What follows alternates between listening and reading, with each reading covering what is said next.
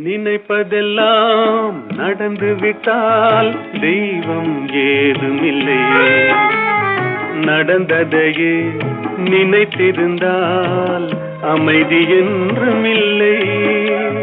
நினைப்பதெல்லாம் நடந்து விட்டால் தெய்வம் ஏதுமில்லை.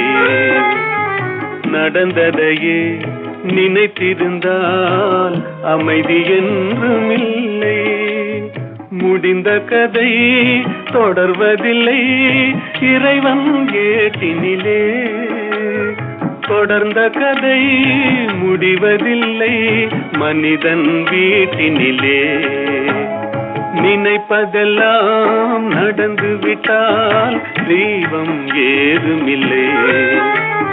நடந்ததையே நினைத்திருந்தால் அமைதி என்றும் இல்லை.